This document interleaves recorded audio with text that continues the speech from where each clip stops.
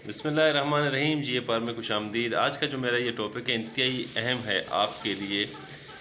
अगर आपने अपने घर में मुर्गियां रखी हैं तो ये आप देख सकते हैं कि मेरा ये जो एक पट्टा है और ये पट्टी है, ये तकरीबन कोई 4 या 4.5 माह इनकी उम्र होगी। तो ये थोड़े से कमज़ोर हैं। जो पट्टा है ये पाँव से भी कमज़ोर है और इसके सीने की जो हड्डी है वो हड्डी भी निकली हुई है, और उसके साथ में जो पट्टी है वो भी इसी तरह से दोनों जो हैं वो थोड़े से वीक और कमज़ोर हैं। अब मैंने इनका इलाज करना है, और क्या करना है, मैंने इनकी करनी है डीवर्मिंग। देखिए, वैसे अगर आपकी जो चूज़े हैं उनको अगर 2.5 से 3 माह हो जाते हैं तो आपने उनकी डीवर्मिंग करनी होती है, लेकिन मैंने डीवर्मिंग उस वक्त नहीं की थी। तो अब मुझे महसूस हो रहा है कि इनकी डीवर्मिंग करनी चाहिए। या आप देख भी सकते हैं कि जो पट्टा है थोड़ा सा, ये जो मुर्गा ये टांगों से थोड़ा सा आपको कमज़ोर नज़र आ रहा होगा। बाकी हाइट माशाल्लाह ठीक है, ग्रोथ सही है इसकी, लेकिन इसके अंदर कमज़ोरी है और इसके सीने की जो हड्डी है उस पर गोश्त नहीं है, पूरी की पूरी हड्डी निकली हुई है। अब किस तरह से इनकी डीवर्मिंग करेंगे, चलें वो मैं आपको तफसील से बताता हूँ। जी, तो सबसे पहले आपने लेना है गुड़।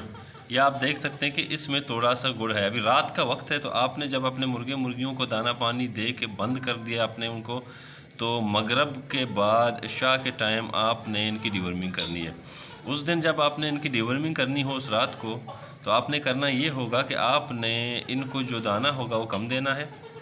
उसके बाद फिर आपने उनको गुड़ खिलाना है, और उस गुड़ खिलाने के 15 मिनट बाद आपने जेंटल से इनकी डीवर्मिंग करनी है। जेंटल से आपने जो अल्बेंडाजोल है इसका फार्मूला, तो इस जेंटल से आपने इनकी डीवर्मिंग करनी है। कैसे करनी है, आपने लेना है एक सिरिंज। ये आप देख सकते हैं, ये मेरे हाथ में एक सिरिंज है। तो आपने गुड़ खिलाने के बाद सिरिंज लेनी है, और आपने लेना है इस तरह का एक पाइप। सिरिंज के सामने की जो नीडल है उसको आपने निकालनी है। ये देखें, तो ये जो पाइप है, बहुत से दोस्त कहते हैं कि ये पाइप हमें कहाँ से मिलेगा। तो पाइप जो है वो अब मैं आपको दिखाऊँ, आपने मेडिकल स्टोर से ये जो देखें, जो ड्रिप के साथ पाइप लगती है, जो इंसानों को इस्तेमाल होती है, जो डॉक्टर्स हजरात जो ड्रिप इंसानों को लगाते हैं, तो उसके साथ ये जो किट आता है, तो ऐसी आपने एक किट लेके रखनी है अपने पास।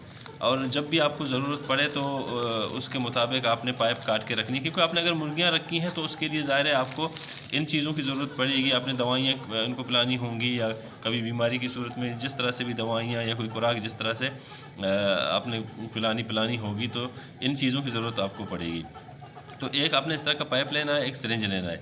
गुड़ खिलाने के बाद 15 से 20 मिनट के बाद आपने 1 ml अल्बेंडाजोल का, ये जेंटल का लेके आपने जो आपके 3 से 4 मंथ के जो मुर्गियां हैं, 3 से 4 मंथ के, उनको आपने 1 ml 1 cc इसका जेंटल का आपने उनको पिलाना है।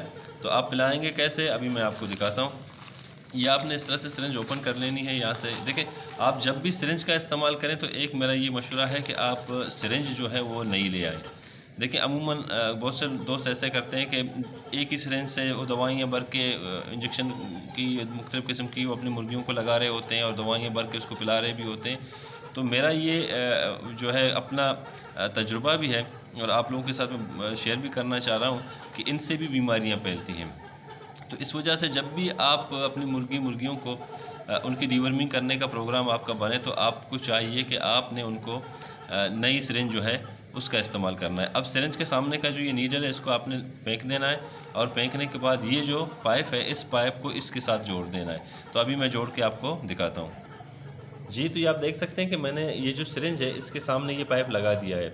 अब पाइप लगाने के बाद हमने करना ये है कि हमने सबसे पहले इनको गुड़ खिलाना है। गुड़ खिलाने के बाद 15 से 20 मिनट के बाद फिर हमने इसका 1 cc 1 ml, या आपको मैं दिखाऊं, ये यहाँ तक इसका जो 1 ml है, ये 5 cc का सिरिंज है मेरे पास, आप 3 cc का भी ले सकते हैं, छोटा भी ले सकते हैं। तो 1 ml आपने जेंटल सिरप, ये वाला जेंटल सिरप, सबसे पहले आपने इसको अच्छी तरीके से हिलाना है।